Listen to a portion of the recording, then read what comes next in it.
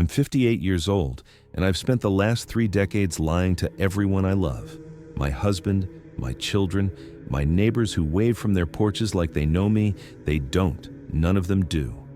Because in 1994, during the worst ice storm to hit the Ozark Mountains in 50 years, I found something in the wreckage of a fallen oak that changed everything I thought I knew about this world.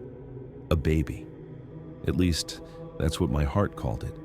Gray-brown fur matted with ice, eyes that looked at me with something I can only describe as recognition. And a cry. God, that cry, so human it made my chest ache. I was 27 years old, a wildlife rehabilitator working out of my family's old farmstead, and I made a choice that morning that I've had to live with ever since. I took that baby home, I raised it, I loved it like my own. And 12 years ago, after I'd accepted I'd never see it again, it came back, fully grown. And what it showed me that night in my barn, I still don't know if I should have kept it secret, or if my silence makes me responsible for what's coming. January 1994. They called it the storm of the century before it even finished falling. 3 inches of ice coated everything in the Ozarks: trees, power lines, roads, the whole world encased in glass. I was 27 years old, recently certified as a wildlife rehabilitator, living alone on my grandmother's old property outside of West Plains, Missouri.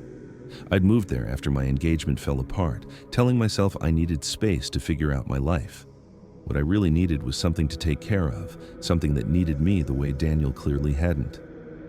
That morning, I heard the oak come down, a crack like a rifle shot, then that awful groaning crash that shook the walls of the farmhouse. I pulled on my boots and coat to assess the damage, already calculating what it would cost to clear. I had no idea I was walking toward the moment that would define every choice I'd make for the next 30 years.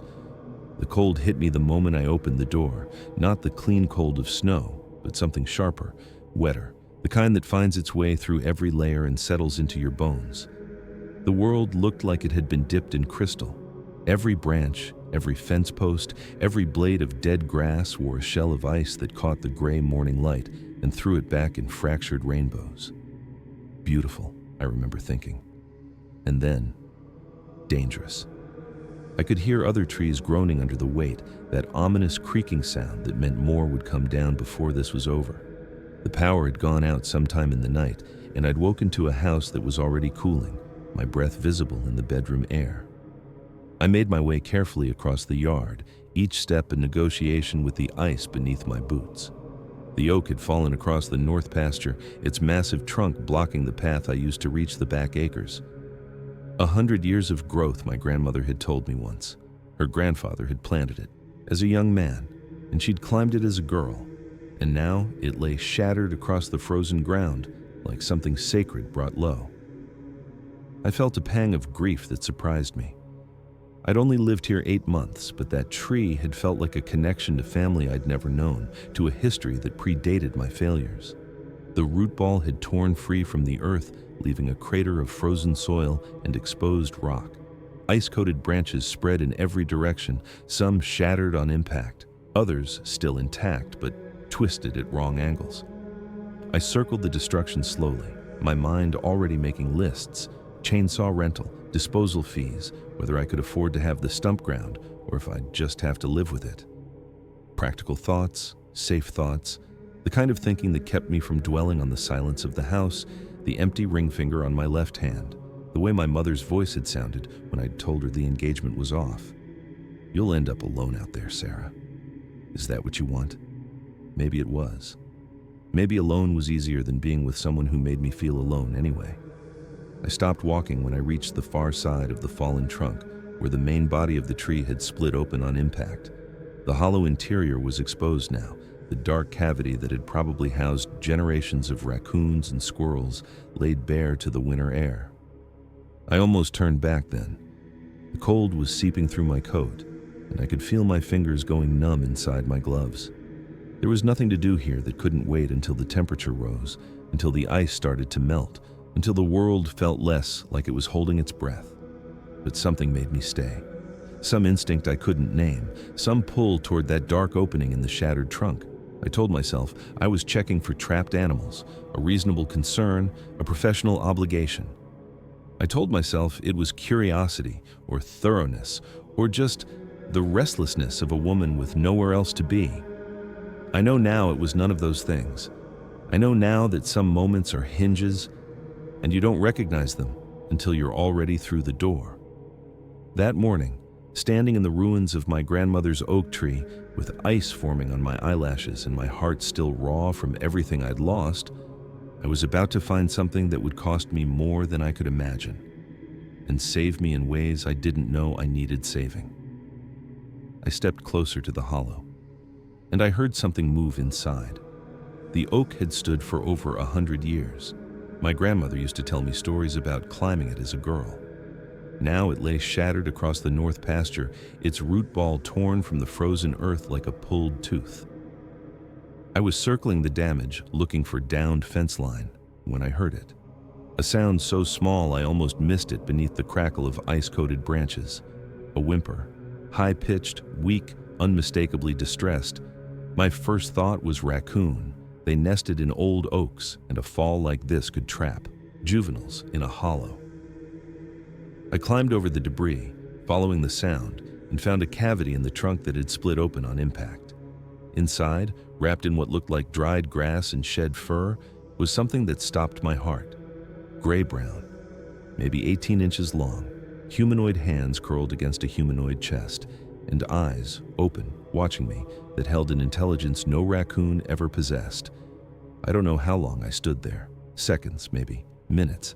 Time did something strange in that moment, stretched and compressed all at once while my brain tried to process what my eyes were telling it. The creature, because that's what it was, a creature, something I had no name for, was shivering. Its fur was matted with ice crystals, and beneath the gray-brown coat I could see its rib cage moving with shallow, rapid breaths. One of its legs was bent wrong, twisted at an angle that made my rehabilitator's instincts cringe even through the shock. It was hurt. It was cold. It was dying, right there in front of me, and some part of my mind that operated below conscious thought was already calculating. Warming protocols, fracture stabilization, fluid replacement for shock. But the rest of me couldn't move past those eyes. They weren't animal eyes, not the way I understood animals anyway. There was something behind them, something watching me watch it, something that seemed to be waiting to see what I would do. I've worked with hundreds of wild creatures over the years, before and since. Raccoons, possums, foxes, once a young black bear that had been hit by a car.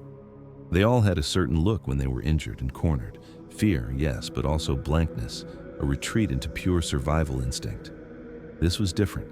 This was recognition, assessment. This creature was looking at me the way a person looks at a stranger, trying to determine if they're safe. "It's okay," I heard myself say, my voice barely above a whisper. "I'm not going to hurt you." The words felt absurd even as I spoke them. I was talking to something that couldn't possibly understand English, something that couldn't possibly exist, something that belonged in folklore and tabloid headlines, and definitely not in the hollow of my grandmother's oak tree. But the creature's shivering seemed to slow just slightly. Its eyes never left my face, and when I took a careful step closer, it didn't flinch away. It made another sound, not the whimper I'd heard before, but something softer, almost questioning. A sound that seemed to ask, "Are you going to help me?" I knelt down in the frozen debris, ice soaking through my jeans, and extended my hand slowly. Every rational thought I had was screaming at me to stop, to back away, to go inside and call someone, anyone who could tell me what I was looking at. But rationality had nothing to do with what happened next. The creature watched my hand approach, those impossible eyes tracking every movement, and then, with a visible effort that made my chest ache, it uncurled one tiny arm and reached back. Its fingers wrapped around my gloved thumb. 5 fingers, opposable grip, nails instead of claws, and a strength in that grip that surprised me. Desperate strength, the kind that comes from having nothing left to lose. It held on to me like I was the only solid thing in a world that had just crashed down around it. And in that moment, something shifted inside me. Something that had been broken since Daniel left, since I'd moved out here to hide from my own failures, since I'd started wondering if my mother was right and I'd end up alone forever.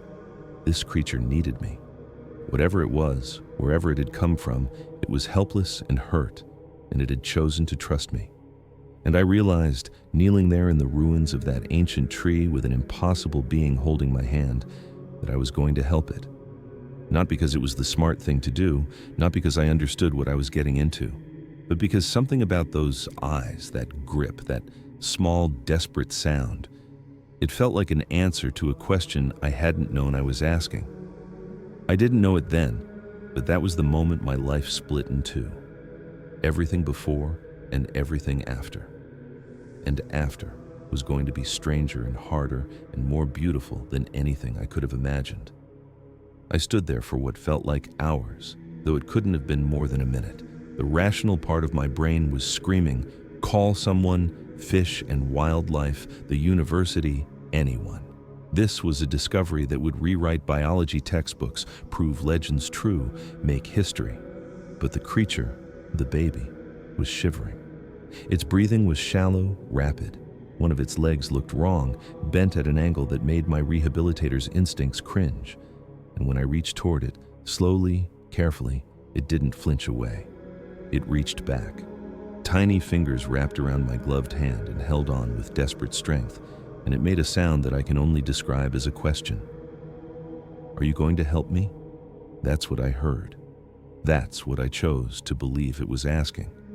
And I made my decision right there, kneeling in the wreckage of that ancient oak with ice melting down my collar. I wasn't going to call anyone. I was going to take this impossible thing home. The moment the decision settled in my chest, a strange calm came over me. My hands stopped shaking. My thoughts, which had been spinning in panicked circles, narrowed to a single clear line. Get this creature warm, get it safe, figure out the rest later.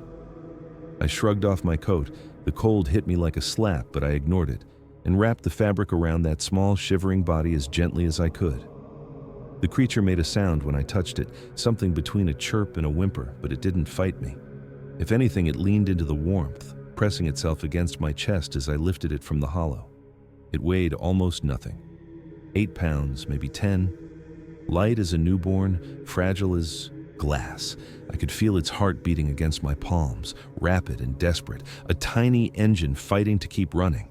The broken leg dangled at that wrong angle, and the creature cried out when I accidentally jostled it, a sound so human it made my throat close up. I'm sorry, I whispered. I'm sorry, I know it hurts. I'm going to help you, I promise. Words meant for injured fawns and orphaned raccoons, words I'd said 100 times before. But I'd never meant them like this. I'd never felt them like this. The walk back to the house was the longest 100 yards of my life. Each step was a negotiation with the ice, each slip sending a jolt of terror through me at the thought of falling, of crushing this impossible creature against the frozen ground. I kept my eyes on the farmhouse door, that faded red paint my grandmother had chosen decades ago, and I didn't let myself think about what I was doing. I didn't let myself think about the laws I was breaking, the protocols I was ignoring, the phone call I should have been making to the Missouri Department of Conservation. I just walked, one foot in front of the other. The creature pressed against my chest, its fingers still gripping my shirt, its breath warm against my neck. Inside, the house was barely warmer than the outside. The power was still out, the wood stove cold since the night before. I laid the creature on the kitchen table, still wrapped in my coat, and fumbled to light a fire with hands that had gone clumsy from cold. The kindling caught, then the logs, and slowly warmth began to creep back into the room. Only then did I let myself really look at what I'd brought home. It lay there watching me, those impossible eyes tracking every movement. In the firelight, I could see details I'd missed outside, the fine texture of its fur, somewhere between hair and down, the delicate structure of its hands, fingers jointed exactly like a human's, the shape of its face, not quite human, not quite ape, something entirely its own, and that leg, bent and swelling, obviously fractured, obviously in pain. Okay, I said, more to myself than to the creature. Okay, I can do this. I've splinted broken legs before. I've nursed things back to health. This is just another patient. That's all. Just another patient. But it wasn't. We both knew it wasn't. And when I reached out to examine the injured leg, the creature did something that shattered any illusion I was just doing my job. It reached up with one small hand and touched my face, gently, deliberately, the way a child might touch a parent's cheek to say, "I trust you," the way someone might say thank you without words. I broke down crying. Right there in my cold kitchen, with an impossible creature on my table and my whole life about to change, I sat on the floor and sobbed. For Daniel, who'd left because I couldn't be what he wanted. For my mother, who thought I was throwing my life away. For myself, alone on this frozen property with a secret that would define every choice I made from that moment forward. And for this creature, this baby, who had somehow ended up in my hands, trusting me to keep it alive. I didn't know if I was making the right choice. I still don't. But I know I couldn't have made any other one. Some doors, once you walk through them, close forever behind you. And I walked through mine that morning with my eyes wide open, knowing there was no going back. The next month exists in my memory as a blur of exhaustion, terror, and something that felt dangerously close to joy. I set up a heating pad in a large dog crate, lined it with blankets, and tried to figure out what to feed a creature that shouldn't exist. It rejected cow's milk, goat's milk, the specialized wildlife formula I used for orphaned fawns. I was starting to panic when I tried mashed sweet potato mixed with bone broth, and it ate, ravenously, desperately, like it had been starving. Its leg was badly fractured, and I splinted it the way I'd splinted countless broken wings and shattered limbs, not knowing if the anatomy would even respond the same way. It did. Within 2 weeks, the creature was putting weight on it. Within 3, it was climbing out of the crate to follow me around the house, making soft chirping sounds that I started to recognize as communication. I named it. Her, I decided, though I had no way to know for certain. Willow. And I told myself this was temporary. I'd nurse her back to health and release her. I had no idea how deep the lie I was telling myself actually went. The name came to me on the 5th night, during one of those 3 a.m. feedings that left me so tired I could barely see straight. She was cradled in my lap, her small body warm against my stomach, her fingers wrapped around my thumb the way they always were when she ate. Outside, the ice storm had finally broken, and I could hear water dripping from the eaves, the slow melt of a frozen world coming back to life. "Willow," I murmured, half asleep, thinking of the willow trees down by the creek, the way they bent in storms but never broke. "That's what I'll call you, just until you're better, just until I figure out what to do with you." She looked up at me when I said it, her amber eyes catching the lamplight, and made a soft sound I hadn't heard before. Almost like she was trying the name on, testing how it felt, almost like she was accepting it. I didn't sleep much those first weeks. Couldn't. Every sound from the crate sent me bolt upright, certain something had gone wrong.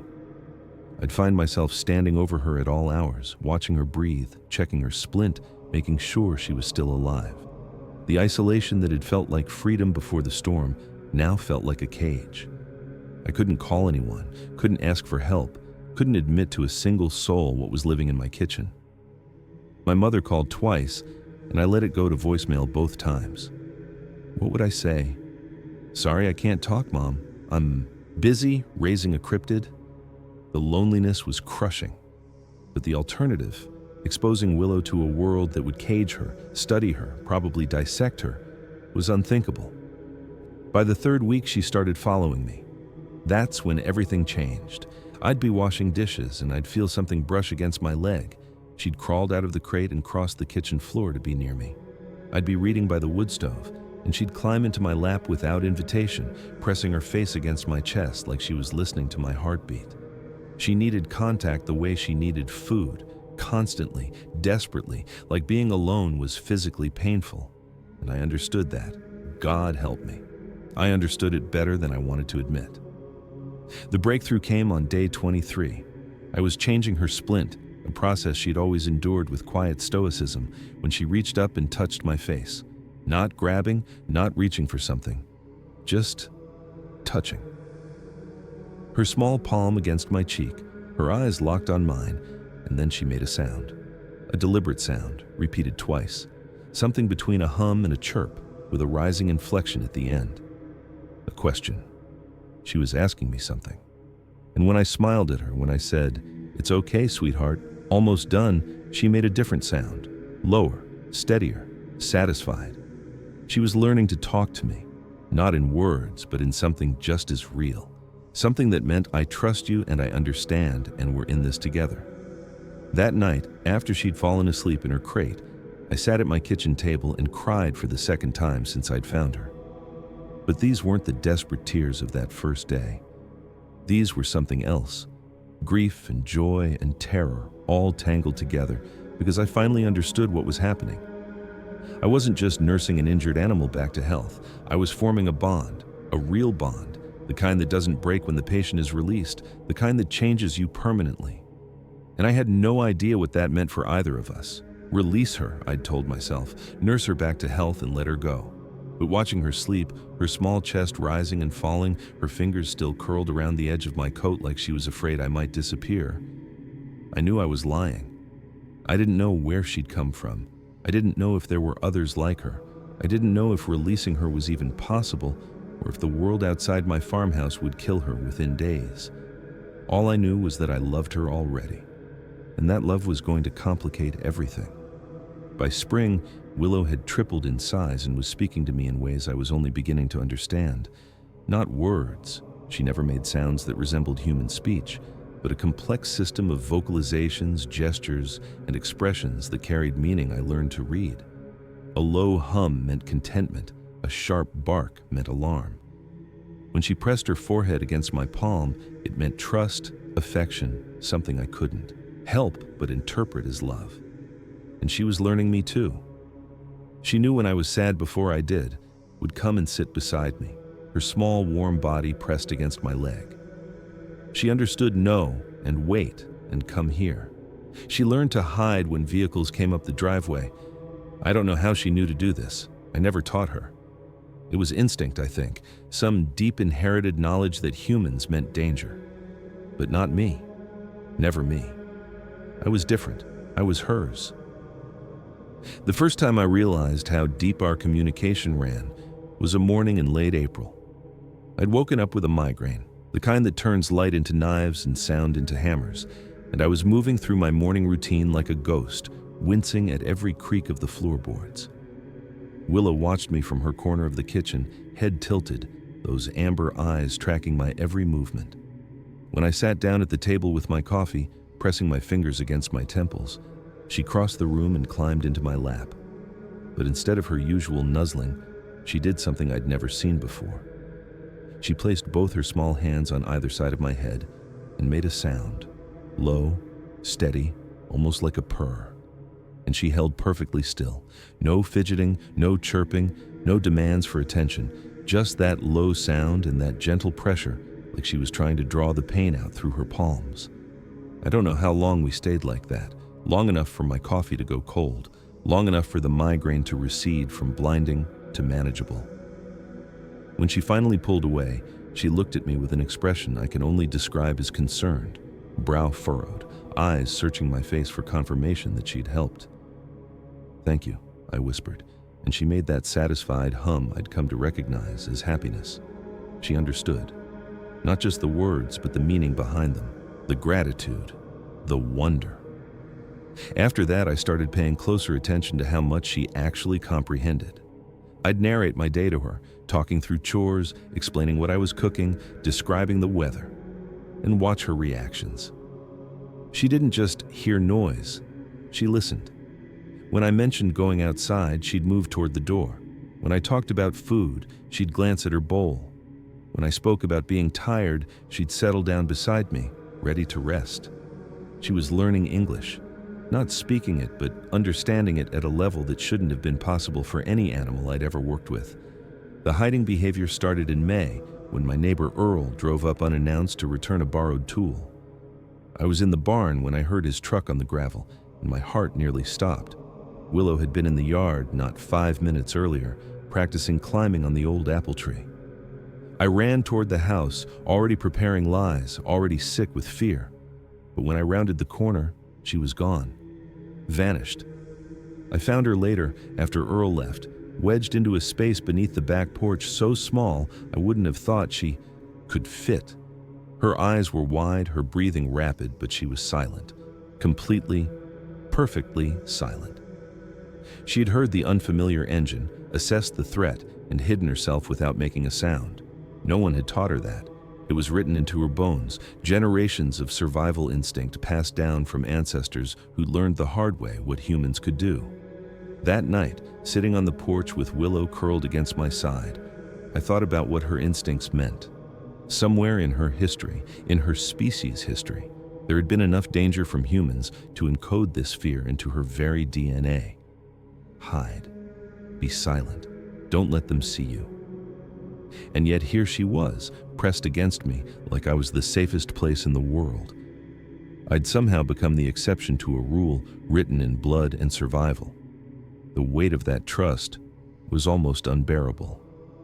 What if I failed her? What if, despite everything, I turned out to be exactly the kind of human her instincts warned her about? "I won't let anything happen to you," I said into the darkness, knowing she couldn't understand the words, but hoping she could feel the promise behind them. She made a soft sound, that questioning chirp, and pressed her forehead against my palm. "I know," the gesture seemed to say. "I already know." And I realized that somewhere in the past 4 months, without meaning to, without understanding the consequences, I'd become someone's entire world. The responsibility was terrifying, but the love, the strange, impossible, undeniable love, made it worth every moment of fear. June 1994. My mother showed up unannounced. She did this sometimes, drove the 3 hours from Springfield to check on her daughter who'd run away to the woods to nurse wounded animals, as she liked to put it. I heard her car coming up the gravel drive and felt my heart stop. Willow was in the backyard, visible through the kitchen window, digging for grubs near the garden. I ran. I've never moved so fast in my life. I scooped Willow up. She was 40 pounds by then, heavy and confused, and shoved her into the storm cellar, whispering, "Quiet, quiet, please be quiet," with such desperation that she must have understood. She didn't make a sound the entire 2 hours my mother stayed, just sat in the darkness of that cellar, waiting, trusting that I'd come back for her. When I finally opened the door after my mother drove away, Willow looked up at me with an expression I'll never forget. Not betrayal, not fear, but understanding. She knew. She knew this was how things had to be. The 2 hours my mother was there were the longest of my life. I stood on the porch and hugged her, my heart hammering so hard I was certain she could feel it, and led her inside with a smile that felt like a mask made of glass. She commented on how thin I looked. She commented on the state of the kitchen, dishes in the sink, a half-eaten bowl of mashed sweet potato on the counter that I prayed she wouldn't examine too closely. She asked why I never called, why I'd missed Easter, whether I was ever going to rejoin civilization, or if I planned to die alone out here with my injured raccoons and orphaned deer. I answered in monosyllables, agreeing with everything, because disagreement meant longer conversations, and longer conversations meant more time. Willow spent in that dark cellar, alone and afraid. "Sarah, are you even listening to me?" My mother's voice cut through my spiraling thoughts. She was standing by the kitchen window, the window that looked out at the garden, at the disturbed earth where Willow had been digging minutes before. "What happened to your garden? It looks like something's been rooting through it." "Armadillos," I said, too quickly. "They've been terrible this year." She gave me a long look, the kind mothers give when they know their children are lying but can't quite prove it. "You seem nervous. Is something wrong?" "Everything," I wanted to scream. "Everything is wrong. I'm hiding a creature in my storm cellar that would make you think I'd lost my mind. I'm lying to you, and I'm going to keep lying to you, and I don't know how to stop." But instead, I said, "Just tired. I've been up late with a sick possum." Another lie stacked on top of all the others, building a wall between us that I didn't know how to tear down. She left eventually, after making me promise to call more often, after pressing a check into my hand for groceries that I tried to refuse, after hugging me one more time in that way she had, tight, worried, like she was trying to hold together something she could feel breaking apart. I watched her car disappear down the drive, counted to 100 to make sure she wasn't coming back, and then ran to the storm cellar so fast I nearly fell down the steps. The darkness inside was absolute. I couldn't see anything, could only hear my own ragged breathing and the drip of moisture from the stone walls. "Willow," I whispered, "it's me. It's safe now." A small sound came from the corner, that questioning chirp, and then I felt her. Warm fur against my legs, small hands gripping my jeans, her face pressing against my stomach. She was trembling, not from cold, the cellar was cool but not frigid, but from something else. Fear, maybe, or relief, or both, tangled together the way they were in my own chest. I sank down onto the dirt floor and pulled her into my lap, and we sat there in the darkness for a long time, holding each other, not making a sound. "I'm sorry," I said finally, my voice breaking. "I'm so sorry. I didn't know she was coming. I didn't have time to." But Willow just pressed her forehead against my palm, that gesture of trust and understanding, and made her soft humming sound. She wasn't angry. She wasn't traumatized. She'd done what needed to be done, endured what needed to be endured, because she understood somehow, impossibly, that this was the price of our life together. That night I lay awake thinking about what I'd become. A liar. A keeper of impossible secrets. Someone who could look her own mother in the eye and speak falsehoods without flinching. 6 months ago, I'd been a heartbroken woman trying to rebuild her life. Now I was something else entirely. Someone whose whole existence revolved around protecting a creature the world couldn't know about. And the worst part? I didn't regret it. Given the choice, I'd do it all again. I'd lie to my mother 1,000 times over if it meant keeping Willow safe. That realization should have scared me. Instead, it just felt like truth. The kind of truth that changes who you are permanently and doesn't apologize for the transformation. From that moment on, we developed systems. Willow learned to recognize engine sounds, to distinguish my truck from others, to hide before I even needed to warn her. I built a space for her in the old hay barn, insulated, hidden behind a false wall I constructed myself, accessible only if you knew exactly where to press. To everyone else, I was just a reclusive wildlife rehabilitator who kept odd hours and didn't date. I turned down invitations, avoided relationships, built my entire life around the secret growing larger in my barn. By 1996, Willow stood nearly 4 feet tall. By 1998, she was my height. And by 2000, she had to duck to enter the barn, her shoulders broader than mine, her hands capable of lifting things I couldn't budge. But she was still Willow. Still pressed her forehead to my palm when she wanted comfort, still chirped softly when she saw me coming, still looked at me like I was the center of her world. The false wall took me 3 weekends to build. I'd never done serious carpentry before, but desperation is an excellent teacher. I framed it to look like part of the original barn structure, added a layer of old boards I scavenged from a collapsed shed on the back 40, and created a latch mechanism hidden behind a loose nail that you had to press just right. Inside, I insulated the space with hay bales and old blankets, installed a battery-powered lantern, and made a bed from a mattress I'd bought at a yard sale 2 counties over, so no one local would see me loading it into my truck. It wasn't much, maybe 10 feet by 12, but it was hers. A sanctuary within a sanctuary. The years blurred together in a rhythm of careful routine. I'd wake before dawn, check that no vehicles were approaching, and let Willow out to stretch and move and breathe fresh air. We'd have breakfast together, me with my coffee, her with whatever combination of vegetables and protein she was craving that week. Her appetite grew with her body. By 1997, she was eating more than I was.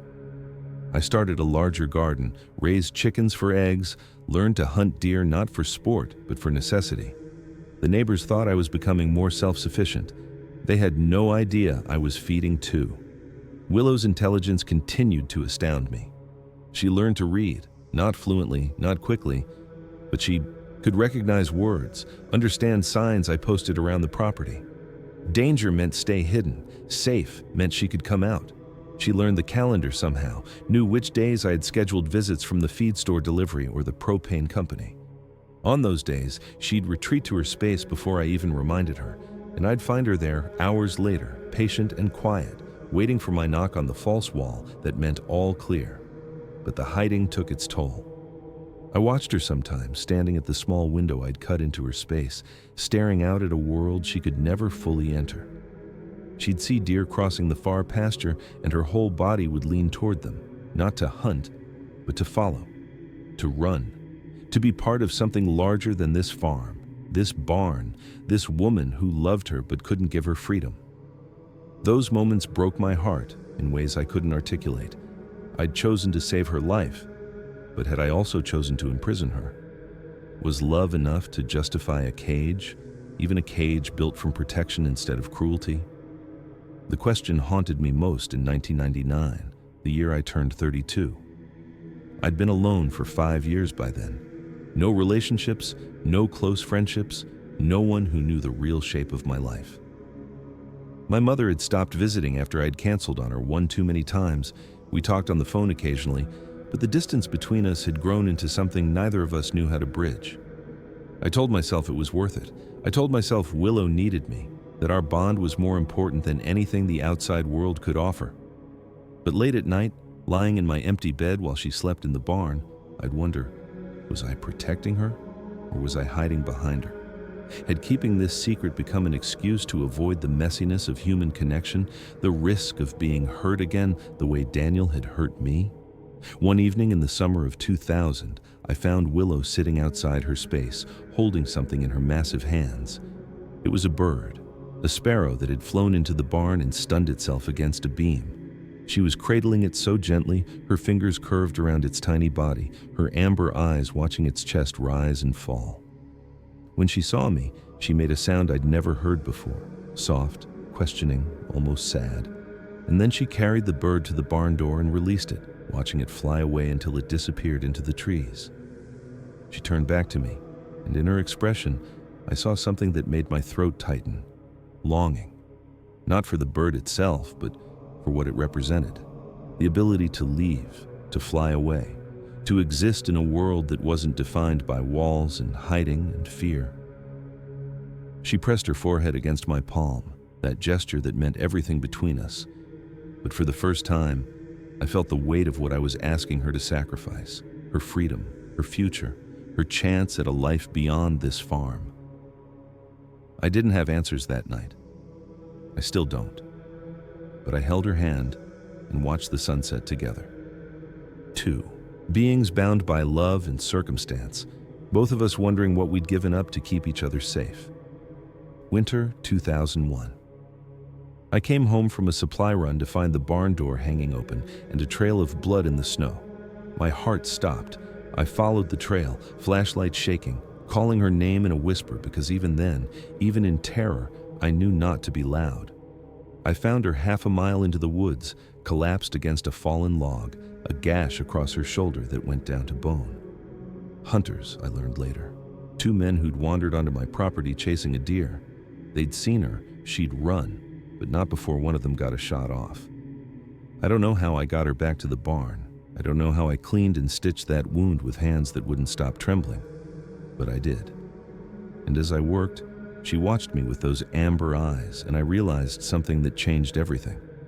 I would kill to protect her. If those hunters came back, if anyone threatened her, I would become someone I'd never imagined I could be. And that terrified me almost as much as losing her did. The blood in the snow was dark, almost black in the beam of my flashlight. Too much of it. A trail that led from the barn door into the tree line, drops becoming smears, becoming pools where she must have stopped to rest before forcing herself onward. I followed it like a thread through a nightmare, my boots crunching through the crust of ice, my breath coming in ragged gasps that fogged the air. "Willow," I kept whispering, "Willow, please, please be alive." The woods were silent around me, that heavy winter silence that swallows sound, and every step felt like walking deeper into my own worst fears. I almost missed her. She'd wedged herself into a hollow between a fallen log and a boulder, her dark fur blending with the shadows, her body curled in on itself like she was trying to disappear. The only reason I spotted her was the reflection of my flashlight in her eyes, 2 amber points in the darkness, watching me approach. She made a sound when she saw me, weak and broken, nothing like her usual vocalizations. A sound that said it hurts and I'm scared and I didn't know what else to do. "I'm here," I said, falling to my knees beside her, my hands already searching for the wound. "I'm here. I've got you. It's going to be okay." Lies, maybe. I didn't know if it would be okay. The gash across her shoulder was deep, ragged, still seeping blood despite the cold. A bullet graze, I realized. An inch to the left, and it would have hit her spine. An inch to the right, and it would have missed entirely. Instead, it had torn through muscle and fur and laid her open like something meant to be butchered. Getting her back to the barn nearly killed us both. She was too weak to walk properly, leaning on me with a weight that made my knees buckle. I half carried, half dragged her through the snow, stopping every few yards to catch my breath, to check that she was still conscious, to whisper encouragements I wasn't sure she could hear. By the time we reached the barn, my arms were screaming and my back felt like it might never straighten again. But we made it. We made it, and I laid her down on the hay-covered floor of her space and looked at that wound in the lamplight and felt something cold settle into my chest. I'd stitched injuries before, countless times, but never like this, never with tears streaming down my face, never with my hands shaking so badly I had to stop twice to steady them, never with the knowledge that if I failed, there was no backup plan, no emergency vet I could call, no hospital that would treat her, just me, a curved needle, surgical thread I'd bought years ago for exactly this kind of emergency, and the desperate hope that 7 years of wildlife rehabilitation had taught me enough. Willow watched me work. That's what I remember most clearly. Those amber eyes, glazed with pain, but still focused on my face, still trusting me, even as I pushed a needle through her flesh. She didn't flinch, didn't pull away, didn't make a sound beyond that low, continuous hum that I'd come to recognize as her way of coping with distress. She just watched and waited and let me do what needed to be done. When I finally tied off the last stitch, my hands were covered in her blood and I was shaking so hard my teeth were chattering. I sat back on my heels and looked at her, at this impossible creature who'd been part of my life for 7 years, who I'd raised from something small enough to hold in my hands, and I felt a rage building in my chest that I'd never experienced before. Pure, cold, absolute. Those hunters had wandered onto my property. They'd seen her. They'd shot at her like she was nothing, like she was just another animal to be killed for sport or fear. And they were still out there somewhere, still alive, still capable of coming back, of telling someone what they'd seen, of leading others to her. I realized in that moment that I was capable of violence, real violence, the kind that ends lives. If those men had been standing in front of me, if I'd had a weapon in my hands, I don't know what I would have done. I don't want to know. But the capacity was there, burning in my chest like a coal I hadn't known I carried. For Willow, I would become something unrecognizable, something dangerous, something I'd never imagined living inside me. She reached out then, weak and trembling, and touched my face. Blood smeared across my cheek from her fingers, but I didn't pull away.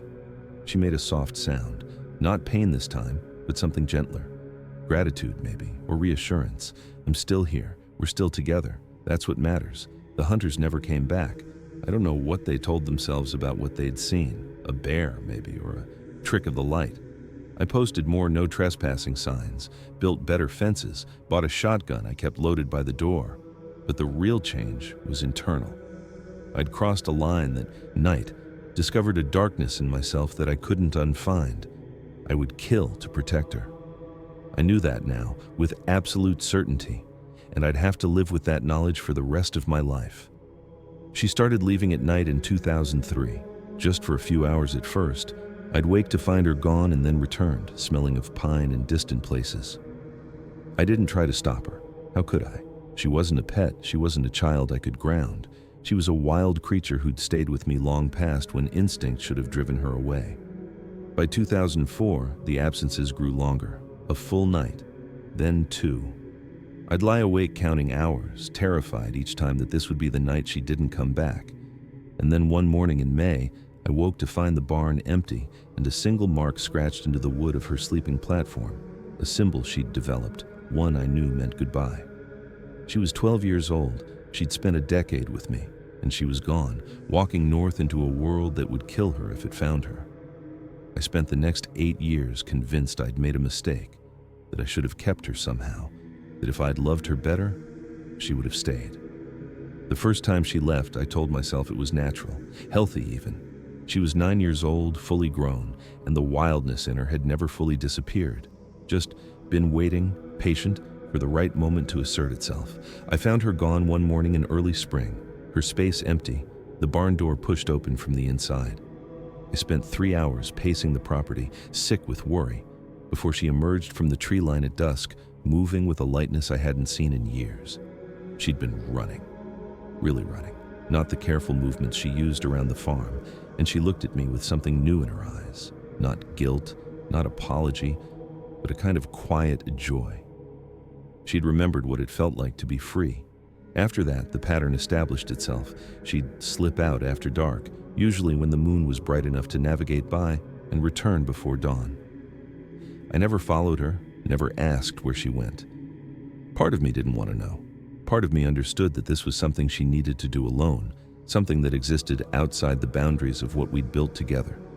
But I'd lie awake, listening for her return, counting the hours, bargaining with a God I wasn't sure I believed in. Just let her come back, just one more time. Just let her come back. The absences grew longer so gradually I almost didn't notice. A few hours became a full night. A full night became 2. By the winter of 2003, she'd sometimes be gone for nearly a week, and I'd wander through my days like a ghost, unable to eat, unable to sleep, unable to think about anything except the 1,000 ways she could be hurt or killed or captured out there in the wilderness. And then she'd return, thinner, sometimes scratched or bruised, but alive. And I'd feel such overwhelming relief that I couldn't speak. I'd just hold her, my face pressed against her fur, and she'd let me, patient and gentle, before pulling away to eat and sleep. I should have known what was coming. I should have seen it in the way she'd stand at the edge of the property, staring north, her whole body leaning toward something I couldn't perceive. I should have recognized the restlessness, the way she'd pace her space at night, the increasing frequency of her departures. But I didn't want to see it. I wanted to believe that our bond was enough, that love could outweigh instinct, that she'd choose me over whatever was calling her from those distant mountains. The morning she left for good, I knew before I even reached the barn. The air felt different somehow, emptier, quieter, like the world had shifted slightly off its axis. I found her space neat and undisturbed, her blankets folded the way I'd taught her, her water bowl placed carefully in the corner. And there, scratched into the wooden platform where she'd slept for 10 years, was the symbol. 3 lines intersecting at a point. We'd developed it together, a way for her to communicate complex ideas when sounds and gestures weren't enough. It meant going away. It meant not coming back. It meant goodbye. I sat down on that platform and cried until I couldn't breathe. Deep, wrenching sobs that came from somewhere below my chest, somewhere I didn't know existed until it was torn open. 10 years, a decade of my life devoted to this creature, building a world around her, becoming someone I never expected to be. And she'd left. Not because I'd failed her, not because she didn't love me. I knew she did. I'd felt it every time she pressed her forehead to my palm. But because she was meant for something larger than what I could give her. Because wild things, no matter how much you love them, eventually have to return to the wild. I spent the next 8 years questioning everything. Had I held on too tight, not tight enough? Should I have tried to follow her, to find her, to bring her back? The guilt was constant, a low hum beneath every moment of every day. I'd wake in the night certain I'd heard her chirp, would find myself walking to the barn before I remembered it was empty. The space I'd built for her became a shrine, then a wound, then just a room I couldn't bear to enter. I'd loved her more than I'd loved anything in my life, and I'd let her walk away into a world that wanted her dead. What I didn't know then, what I couldn't have known, was that letting her go was the most important thing I ever did for her. That keeping her would have been the real betrayal, the real cage. That love, real love, sometimes means standing still while someone you'd die for walks away. but I didn't know that yet. All I knew was absence and silence and the terrible weight of an empty barn. 2004 to 2012. 8 years of ordinary life that felt like purgatory. I married a good man named Thomas, who never understood why I wouldn't sell the old barn, why I spent hours out there alone, why sometimes I cried for no reason I could explain. I had 2 children, Emma and Jack, and I loved them fiercely while carrying a secret grief they couldn't see. I rehabilitated hundreds of animals, released them all, and felt nothing like what I'd felt watching Willow grow. Every night I'd walk to the barn and stand in the space she'd left empty, touching the symbol she'd scratched into the wood. Goodbye. Not forever. Not thank you. Just goodbye. And I'd wonder, was she alive? Had she found others like her? Did she ever think about the human woman who'd raised her? Or had she forgotten me the way wild creatures forget the hands that healed them? I convinced myself forgetting would be better, that she'd gone on to live the life she was meant to live, that my role in her story was finished. I met Thomas in 2006, 2 years after Willow left. He was a large animal veterinarian who'd come out to check on a horse at a neighboring farm, and we'd struck up a conversation at the feed store in town. He was kind, steady, uncomplicated in ways that felt like relief after years of carrying impossible secrets. He didn't ask too many questions.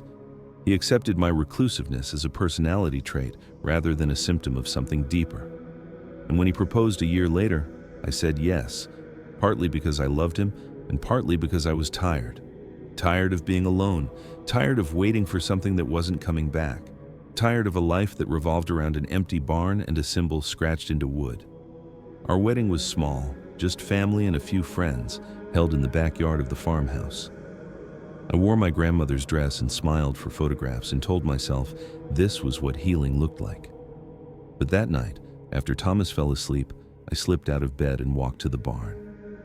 I stood in Willow's space and whispered, "I'm trying to move on. I hope you understand." The silence that answered felt like permission, or maybe just absence. Couldn't tell the difference anymore. Emma was born in 2008, Jack in 2010. I'd never expected to be a mother. I'd spent so long convinced that Willow was my child in every way that mattered. But the moment I held my daughter for the first time, something cracked open in my chest. A different kind of love, human and ordinary and no less powerful for being so.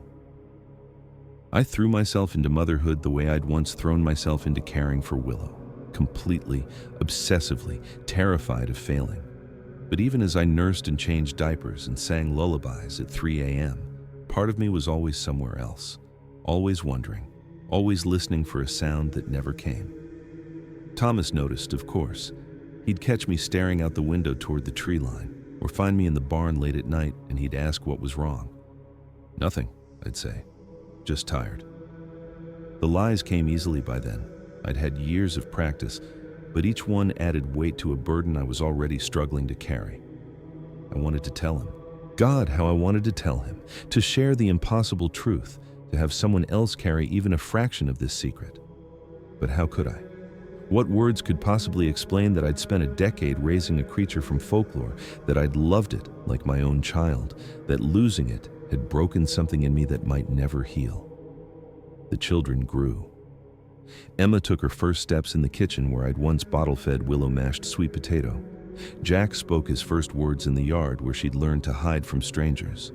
My life filled with noise and chaos and the beautiful mundanity of raising humans. And still, every night, I'd slip out to the barn. I'd press my palm against that scratch symbol and close my eyes and try to feel something, some connection across the distance, some sign that she was still alive. I never did. Just wood beneath my fingers, and silence, and the growing certainty that I was holding onto something I needed to let go. By 2012, I'd almost convinced myself it was over, that Willow was a chapter of my life that had closed, beautiful and painful and finished, that the woman who'd raised a cryptid in secret was someone I used to be, not someone I still was. I'd learned to smile without the sadness showing through. I'd learned to love my husband and children without the constant ache of comparison. I'd learned to walk past the barn some nights without stopping. I was wrong, of course. The story wasn't finished. It had barely begun. But I didn't know that yet. All I knew was 8 years of ordinary life, built on top of extraordinary loss, and the slow, grinding work of learning to live without the thing that had made me feel most alive. October 2012. The children were at their grandparents'. Thomas was at a conference in Kansas City. I was alone on the property for the first time in years, and I'd gone to the barn the way I always did when no one was watching, to sit in her old space, to remember, to grieve. I heard her before I saw her, that low hum I hadn't heard in 8 years, the one that meant I'm here, I'm safe, I'm home. I turned, and there she was, 7 feet tall now, fully grown, standing in the doorway of the barn like she'd never left. For a long moment, neither of us moved. Then she crossed the space between us, knelt down, knelt so she wasn't towering over me, and pressed her forehead against my palm, the way she had when she was small, the way she had when she was learning to trust me, and I broke down completely. 8 years of grief and hope and terror pouring out of me while she held me with arms that could have crushed steel. I don't know how long we stayed like that. Time stopped meaning anything the moment I saw her silhouette in the doorway, that impossible shape backlit by moonlight. Every prayer I'd whispered into the darkness for 8 years suddenly answered. She was massive now, not just tall but broad, her shoulders wider than the doorframe she'd ducked through, her hands large enough to wrap completely around my waist. But her eyes were the same. Those amber eyes I'd memorized when she was small enough to hold, watching me now with the same intelligence, the same depth, the same unmistakable recognition. She knew me. After everything, after all the years and distance, she still knew me. "I thought you were dead," I managed to say between sobs. "I thought I'd never see you again. I thought..." But I couldn't finish. The words dissolved into sounds that weren't language. 8 years of compressed grief finally finding release. She made a sound in response, not the chirp of her youth, but something deeper, richer, a vocalization that seemed to resonate in my chest. Comfort. Apology. "I'm sorry I was gone so long. I'm sorry I couldn't tell you. I'm here now." She smelled different than I remembered, wild, earthy, like pine needles and stone and places I'd never been. There were new scars on her arms and shoulders, some healed silver, others still pink and recent, evidence of a life I couldn't imagine, dangers I couldn't protect her from. I found myself cataloging them the way I'd cataloged her injuries that first night. My rehabilitator's instincts still present even through the overwhelming emotion. She'd survived. Whatever she'd faced out there, she'd survived. When I finally pulled back enough to look at her properly, I saw something else in her expression. Urgency, purpose. She hadn't come back just to visit, just to show me she was alive. There was something she needed to tell me, something important enough to bring her back after 8 years of silence. But she didn't push. She let me have this moment, let me touch her face, trace the new contours of her features, confirm with my hands what my eyes couldn't quite believe. She was real. She was here. She'd come home. "I have so many questions," I whispered. "Where have you been? What happened to you? Why did you come back now?" She made that deep humming sound again and gestured toward the space we'd built together so long ago, the hidden room behind the false wall, still intact after all these years. She wanted to show me something, wanted to explain, in whatever way she could, why she'd returned. I followed her into the space that still held her old blankets, her water bowl, the scratched symbol on the wooden platform.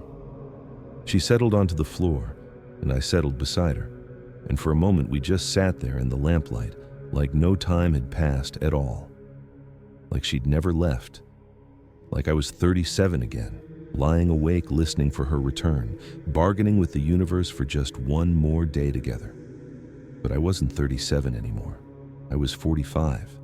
I had a husband, children, a life that had grown around her absence like a tree growing around a wound. And looking at her now, this magnificent, impossible being who'd shaped my entire existence, I felt the weight of everything I hadn't told her. The marriage, the babies, the years of ordinary life that had filled. The space she'd left empty. I built a family, I said quietly, while you were gone. I didn't know if you were coming back, and I couldn't keep waiting forever, so I trailed off, uncertain how to explain, uncertain if she could even understand. But she reached out and touched my face, gently, the way she had that first night in my kitchen when she was small and broken and learning to trust. And she made a sound I'd never heard before, something soft and warm and full of something that transcended species. She understood. She wasn't hurt. If anything, she seemed glad. Glad that I hadn't spent 8 years frozen in grief. Glad that I'd found a way to keep living. She pressed her forehead to my palm one more time. And then she began to show me why she'd really come back, what she'd learned, what she needed me to know. I wasn't ready for it. I don't think anyone could have been ready for it. She stayed for 3 days. And in those 3 days, she showed me things that rewrote everything I thought I understood. There were others. She drew pictures in the dirt, crude but clear, showing me groups of creatures like her living in remote areas across the continent. She had found them, had been accepted by them, had lived among them for years, learning their ways, their history, their language. She'd even, and this part made my heart swell and break simultaneously, she'd had children, 2 of them, living somewhere in the northern wilderness, part of a community that had hidden from humans for centuries. My Willow was a mother now, and she'd come back to show me she was okay, that the years I'd spent loving her had mattered, that letting her go had been the right choice, even when it destroyed me. We sat behind the barn that first night, the October air crisp and sharp, while she drew in the dirt with a stick. Her movements were confident, practiced. She'd learned things in her years away, developed skills I'd never taught her. The first image was simple, a cluster of figures like herself, maybe a dozen, standing together beneath jagged peaks. She pointed north, then made a sound that rose and fell like a question answered. That's where I went. That's who I found. I stared at the crude drawing, my mind struggling to process. All those years I'd believed she was alone out there, struggling to survive in a world that wanted her dead. But she hadn't been alone. She'd been finding her way home. The second drawing made my breath catch. 2 smaller figures beside a larger one. Willow pointed to the large figure, then to herself, then to the smaller ones, and she made a sound I'd never heard before, soft, tender, full of something unmistakably maternal. My hands flew to my mouth. "Babies," I whispered. "You have babies." She hummed in response, that deep sound of contentment, and for a moment I couldn't speak, couldn't think. The creature I'd bottle-fed and splinted and raised from 18 inches of shivering fur was a mother. Had created life, nurtured it, loved it the way I'd loved her. The circle was complete in ways I'd never imagined. "How old?" I asked, not sure she'd understand. But she held up fingers, 3 on one hand, 2 on the other. 3 years and 2 years. She'd had her first child just a year after leaving me, had been raising a family while I'd been crying in her empty space, convinced I'd failed her somehow. The guilt I'd carried for 8 years, if I'd loved her better, she would have stayed, evaporated in an instant. She hadn't left because I wasn't enough. She'd left because there was more out there waiting for her, a mate, a community, a future I could never have given her. She drew more over those 3 days, maps of territories spanning from the Ozarks to the Canadian wilderness, migration patterns passed down through generations, gathering sites where different groups would meet to share news, find mates, maintain the genetic diversity that kept their species alive. They'd been doing this for thousands of years, she seemed to say. Long before humans spread across the continent, they'd been here, watching, hiding, surviving. "Why didn't you tell me?" I asked on the second night, my voice cracking. "All those years, you knew there were others out there. Why didn't you try to find them sooner?" She looked at me for a long moment, then touched her chest and touched mine. "Because you needed me. Or maybe, because I needed you first." I'd been her bridge, I realized, her healing place. She'd come to me broken and orphaned, and I'd given her safety and love until she was strong enough to seek her own kind. I hadn't trapped her. I'd prepared her, given her the foundation she'd needed to survive long enough to find where she truly belonged. On the 3rd morning, I woke to find her sitting at the edge of the property, staring north the way she used to when she was young. But there was no longing in her posture now, just patience, just the quiet certainty of someone who knew exactly where they belonged and was simply waiting for the right moment to return. "You have to go back to them," I said, sitting down beside her. "Your children need you." She turned to look at me, and in her amber eyes I saw gratitude so deep it made my chest ache. She pressed her forehead to my palm, that gesture that had meant everything between us for 18 years, and held it there longer than she ever had before. "Thank you," the touch seemed to say, "for everything, for saving me, for letting me go, for being the mother I needed before I could become a mother myself." I'd spent 8 years believing I'd lost her, but sitting there in the pale morning light, I understood that I'd never lost her at all. I'd just given her exactly what she'd needed, roots strong enough to let her fly. And she'd flown further than I'd ever dreamed possible. On the second night, her mood changed. The reunion joy faded into something heavier, more urgent. She led me outside to a patch of bare earth and began to draw with a stick held in those massive, careful fingers. Maps, timelines, symbols I didn't understand at first but learned to read as she worked. She was showing me history, her people's history, and it was darker than anything I'd imagined. They'd been hunted for generations, not by random cryptid seekers or curious scientists, but systematically, deliberately, by something organized, something official. She drew men in uniforms, helicopters, facilities that looked like prisons, and on every map, X marks spreading like a disease, each one representing a place where her kind had once lived and now didn't. Exterminated. Erased. An entire species being eliminated while the world had no idea it was happening. The October night was cold, but I barely felt it. I sat cross-legged on the frozen ground, watching her work by moonlight, my body going numb in ways that had nothing to do with temperature. She drew with a precision that surprised me. Clean lines, clear shapes, a visual language she must have learned from her own kind during the years away. First came the outline of North America, crude but recognizable. Then, dots scattered across it, dozens of them, concentrated in mountain ranges and deep forests. Her finger touched each dot in turn, and she made a sound, the same sound, repeated like a word. Us, us, us, us, places where her people had lived, territories held for generations, maybe centuries. Then she started adding the X marks. Slowly at first, one at a time, each accompanied by a date scratched into the dirt beside it. 1952, 1967, 1978. The pattern was unmistakable. The X marks spread outward from certain regions, methodical, deliberate, like someone working through a checklist. By the time she reached the 1990s, more than half the original dots were crossed out. By 2000, nearly 3/4. I watched her hand move across the map, erasing her own people's presence from the continent, and felt something cold settle into my stomach. "Who?"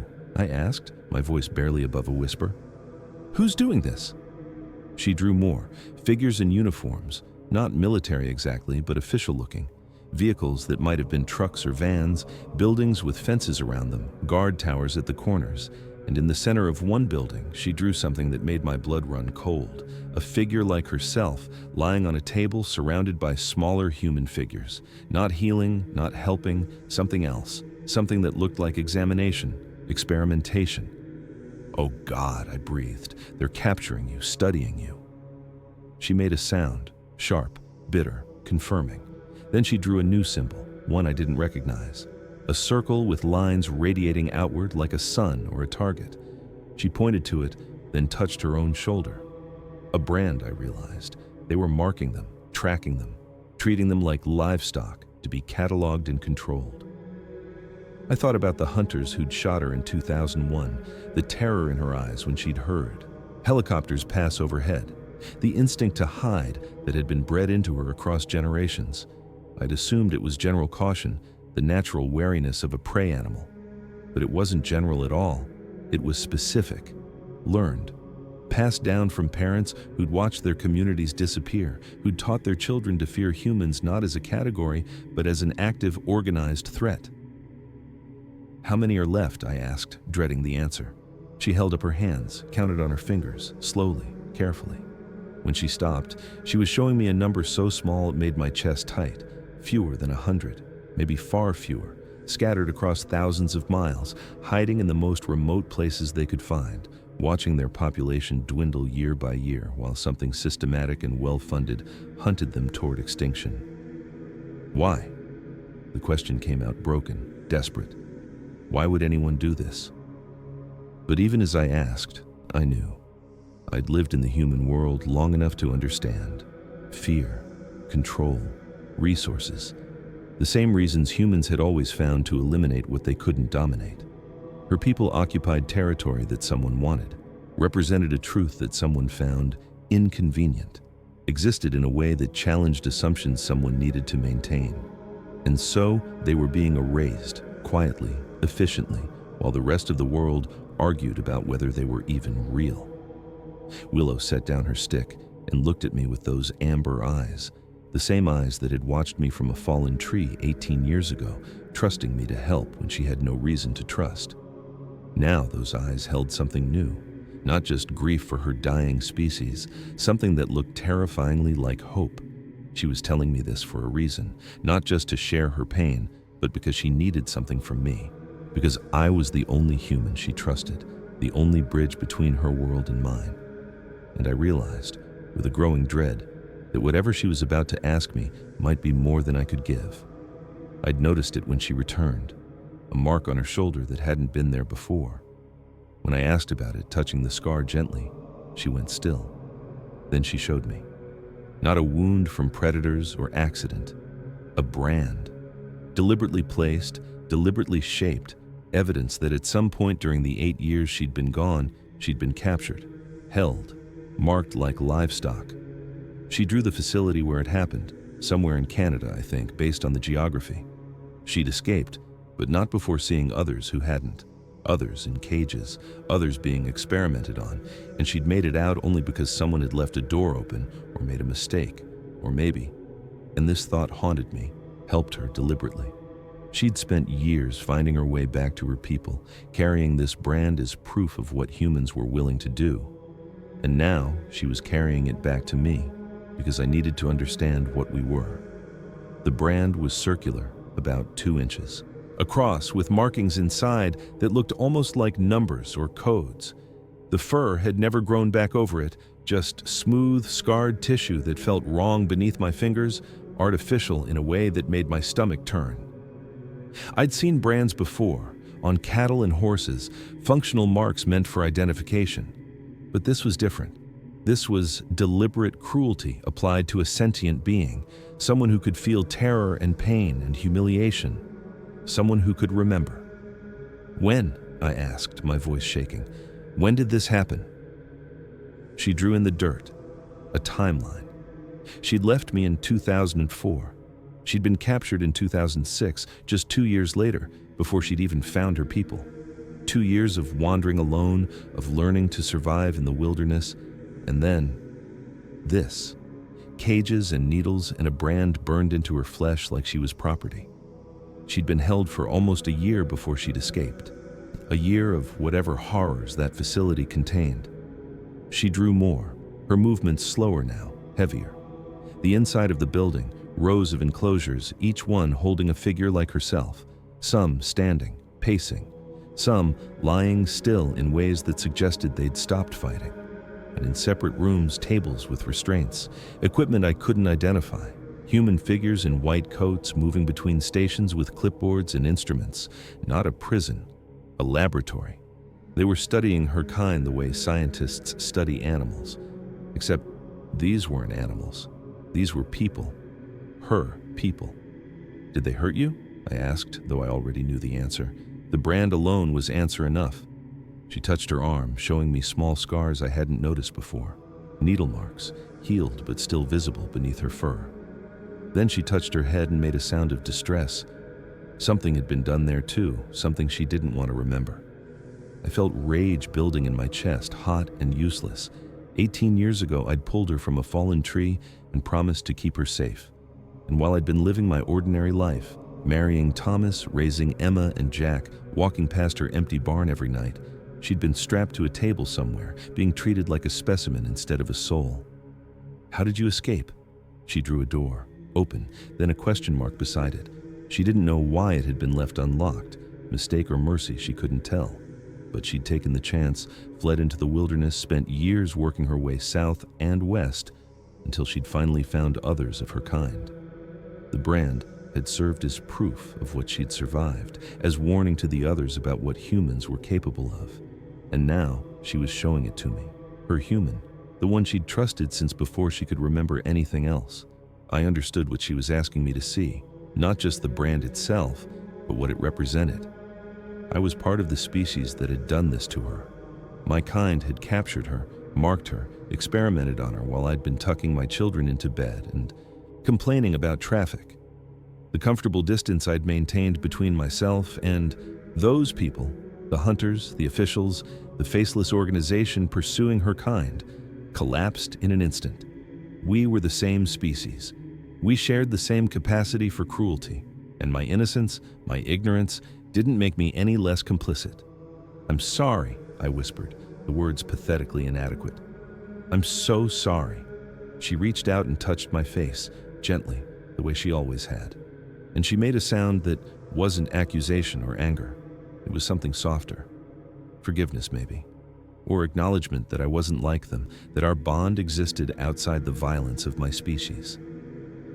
She'd carried this brand for years, this evidence of human cruelty. And still she'd come back to me. Still she'd pressed her forehead to my palm and trusted me with the truth. That trust felt heavier now than it ever had before, because I knew, watching her trace the outline of that brand with her massive, gentle fingers, that whatever she was about to ask of me, I couldn't say no. Not after this. Not after understanding what she'd survived, what she'd forgiven, what she still carried in her flesh and her memory. I owed her more than I could ever repay, and I was terrified of what that debt might cost. The third night, she showed me what she'd really come to tell me. The hunts were accelerating. Her people were dying faster now, their numbers dropping from hundreds to dozens to, she held up her fingers, counting, maybe 30. 30 left. In the entire world, 30 of her kind remained, and the ones hunting them had gotten better, more efficient, more relentless. She drew a timeline that made my blood run cold. At this rate, within a decade, there would be none. Zero. Extinction. Not natural, not gradual, deliberate, systematic. A genocide no one would ever know happened because no one believed they existed in the first place. She looked at me with those amber eyes, the same eyes that had watched me from a fallen tree 30 years ago, and I understood what she was asking. Not for me to save them, I couldn't, but to know, to witness, to carry the truth, even if I could never tell it. The October wind had picked up, carrying the smell of dead leaves and coming frost. We sat behind the barn in near darkness, only the moon providing enough light to see her drawings. She'd been working for hours now, her massive hands moving with a desperate precision, covering every inch of bare earth with maps and timelines and symbols. The scope of what she was showing me kept expanding, not just her story, not just her people's history, but the full machinery of their destruction. Dates, locations, patterns that revealed coordination across borders, across decades, across administrations. This wasn't rogue hunters or local initiatives. This was policy, infrastructure, a sustained campaign of erasure that had been operating longer than I'd been alive. She drew the most recent losses. 3 X marks in the Pacific Northwest, dated within the last year. 2 more in the Canadian Rockies, 1 in northern Minnesota, a group that had survived for generations, wiped out in a single coordinated operation. Each X represented not just deaths, but eliminations. Entire family units, entire communities, entire genetic lines severed forever. The drawings showed helicopters, thermal imaging equipment, tranquilizer darts followed by transport vehicles. They weren't just killing her people anymore. They were capturing, studying, harvesting whatever information they wanted before disposal. Clinical, efficient, invisible. Why? I asked again, though I'd asked before. Why would they do this? What possible reason? She made a sound of frustration, almost human in its complexity. Then she drew something new. Resources. Land. Underground symbols that might have been minerals or water or something else I couldn't identify. Her people lived in remote places, places humans wanted access to, and their existence, their potential to be discovered, to be proven real, to challenge assumptions about what lived in the wilderness, was inconvenient. Easier to eliminate the problem than to address it. Easier to exterminate what you could deny than to protect what you'd have to acknowledge. I thought about my comfortable life, my husband at his conference, my children at their grandparents' house, safe and warm and completely unaware. I'd built that life on a foundation of willful ignorance, telling myself that what I didn't know couldn't hurt me, that the secret I'd kept for 18 years was just between me and Willow, that it didn't connect to anything larger or darker or more terrible. But it did. It always had. And now that ignorance felt like its own kind of crime. "What do you want me to do?" I asked, my voice breaking. "I can't stop them. I'm one person. I'm nobody. What can I possibly—" She reached out and took my hand. Her palm was warm, rough with calluses I didn't remember from her youth. She'd become someone else in the years away, stronger, harder, marked by experiences I couldn't fathom. But the way she held my hand was the same, gentle, trusting. The way she'd held my finger that first night in the fallen tree when she'd been 18 inches of shivering fur and desperate hope.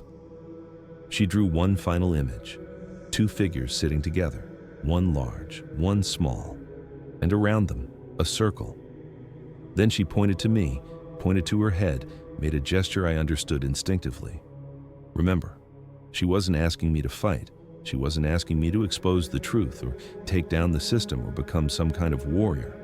She was asking me to carry her story, to hold it inside myself, to keep it alive, to ensure that when the last of her kind was gone, someone would know they had existed.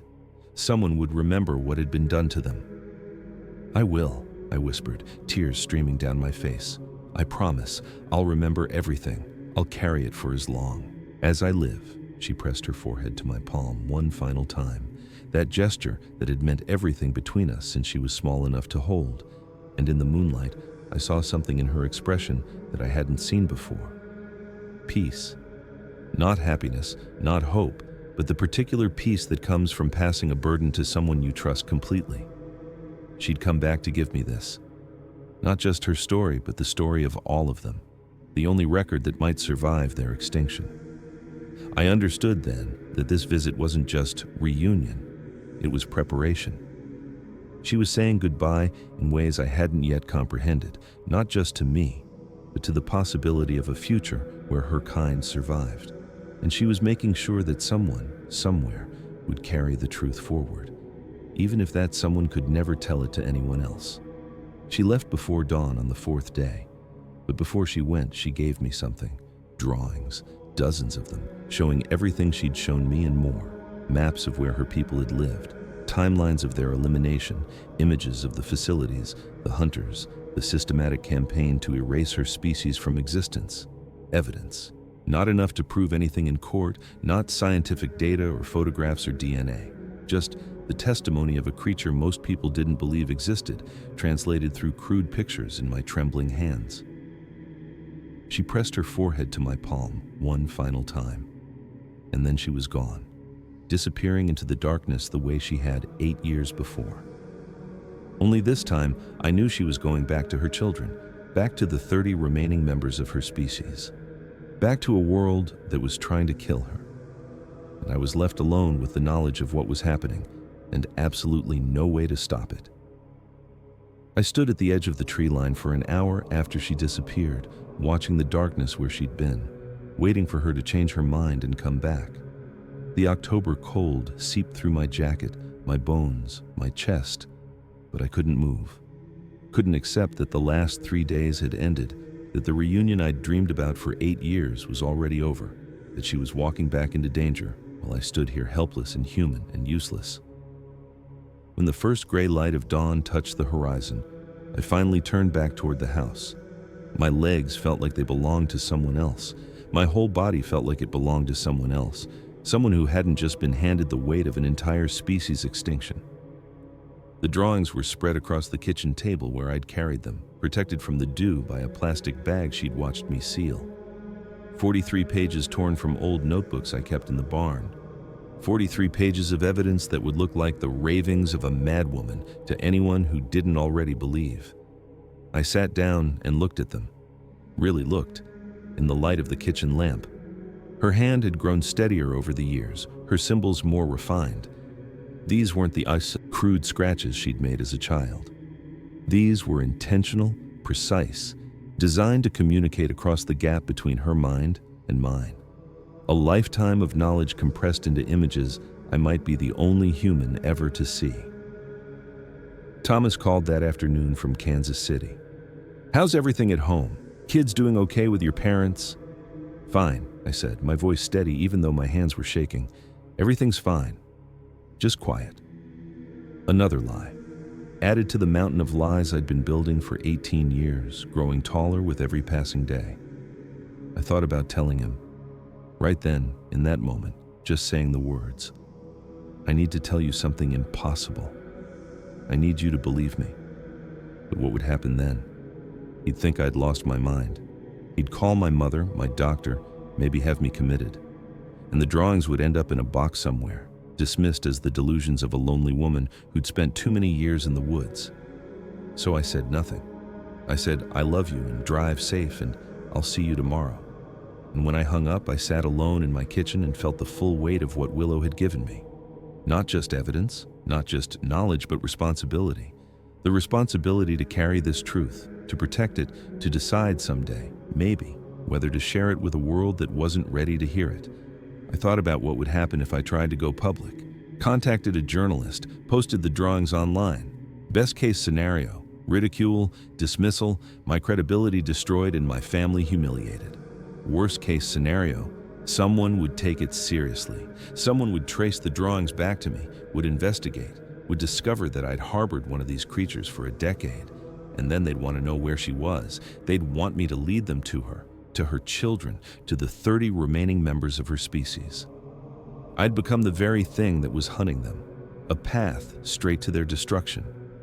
The drawings stayed in their plastic bag. I hid them in the false space behind the barn wall in the room I'd built for Willow 20 years ago. It felt right somehow, keeping her story in the place where her story had begun, where I'd nursed her wounds and watched her grow and loved her like my own daughter, where I'd said goodbye twice now and might never say hello again.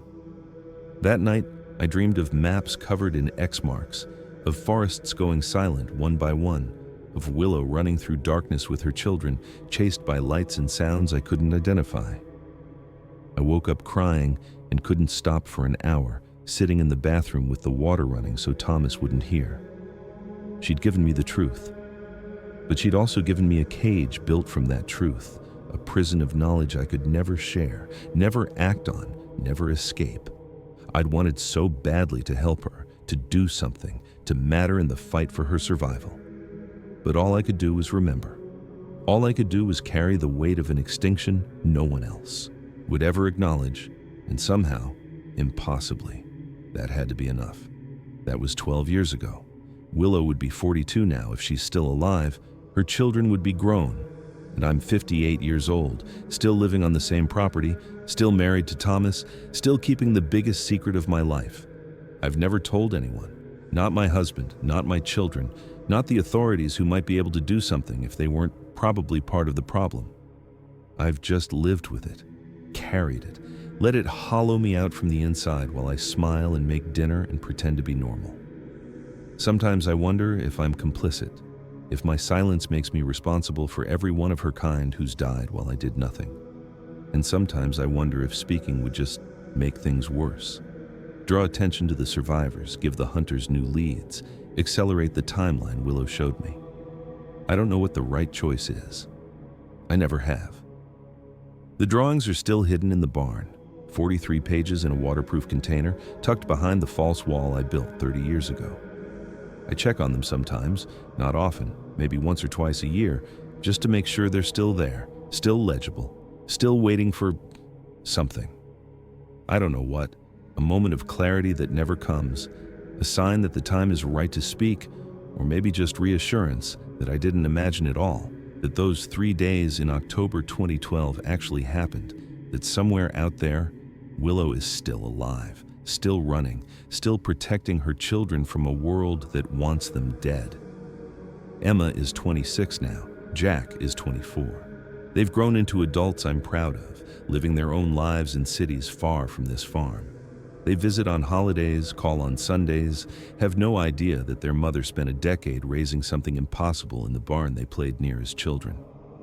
Sometimes Emma asks why I won't sell the property, why I insist on staying out here alone now that Thomas has retired and wants to move somewhere warmer. "It's just an old farm, Mom," she says. "There's nothing keeping you here." I smile and change the subject. I can't explain that the barn holds more than memories, that somewhere in its walls is evidence of a truth I promised to protect, that leaving would feel like abandoning Willow all over again. Thomas knows something is wrong. He's known for years, I think.